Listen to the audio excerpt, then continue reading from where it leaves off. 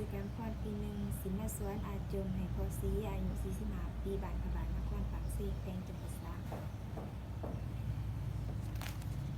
ก่อนอื่นนะคะจะศึกษาข้อมูลคนเจ็บก่อนเดี๋ยวจะถ้าใครสบายดีคนเจ็บเดี๋ยวจะจุดประสงค์ให้คนเจ็บได้หักผลโดยสบายดีพอดูซื้อไก่อัมพรพยาบาลปีหนึ่งสิมาสวนอาจมให้พอเด้อพอซื้อตัวดีๆโดยอายุ7 ปีได้ดีโดยดูสีมาสวนอาจุมออเดอร์กับบรรเทาอาการของเพียงคอบริทายมาหลายวันแล้วไว้ร่างแสงในคอวาง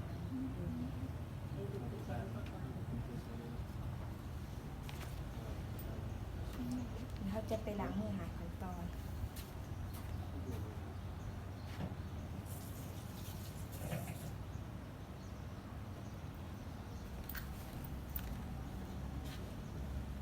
นี่จะนะเขาจะมาเกียนอุปกรณ์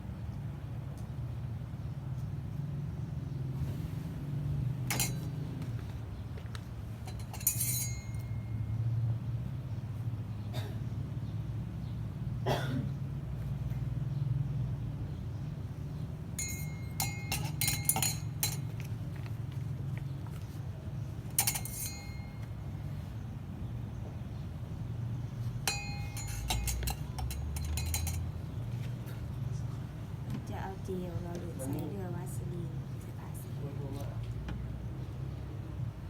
เด็ดเราใส่ทั้งนี้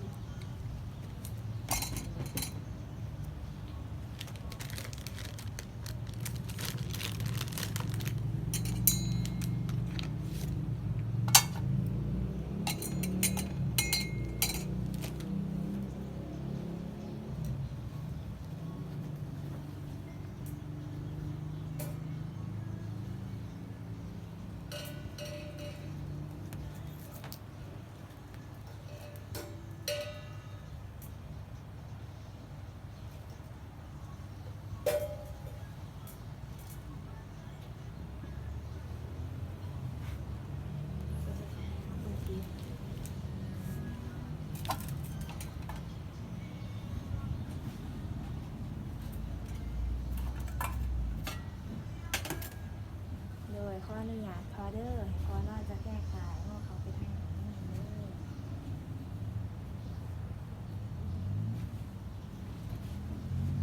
จะใส่น้ำเกลือเลือดนะคุณประมาณ1,500ลิตรเขาจะถอดโม่ดูเนาะ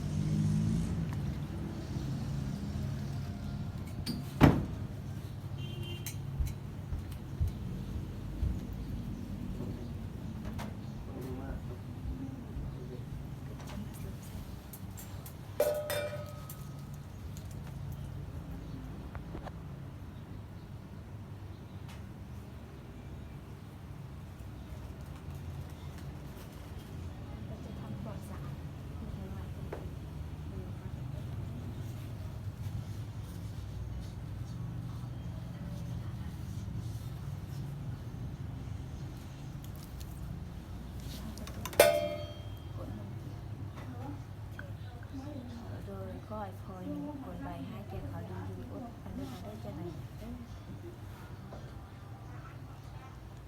เขาก็จะเปิดหน่อยเปิดเพื่อให้น้ำเขาไปในอุทว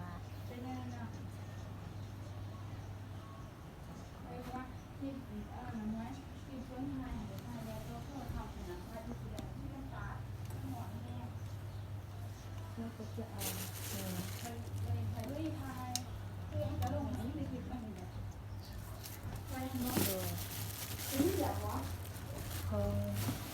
ยของค้าเป็นโดย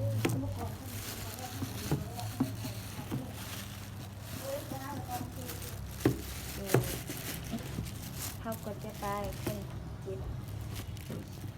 ไปอาจุมไล่ออกมาจนหมดแล้วเนาะอาจุมไล่ออกมาหมดแล้วเขาก็จะทำความสะอาด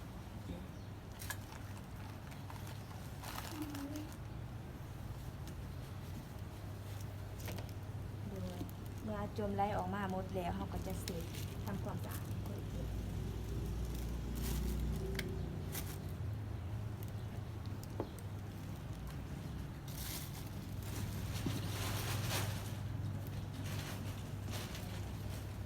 ส่วนอาจุมแม่เขาจะเอาไปที่น้องคนเดียวกับพี่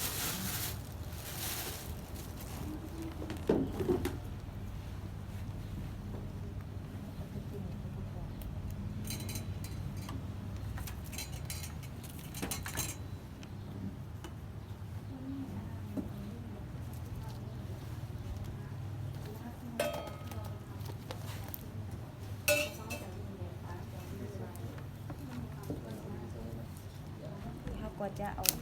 ไปทำความสะอาดไปแช่เป็นผักอาเซียตัวใส่ต่อไปเนาะเขาก็จะโดยเดี๋ยวเด้อพอเป็นจะไรสองวังบอโดยให้พอพักพรเด้อกินอาหารที่มีกากเนี่ยอินของขับถ่ายสะดวกโดยเขาก็จะแนะนำพี่น้องคนเจ็บตื่มว่าให้อาหารคนเจ็บหันแมนเป็นอาหารที่มีกากใหญ่สูงขับถ่ายสะดวกโดยเขาก็จะมาบันทึก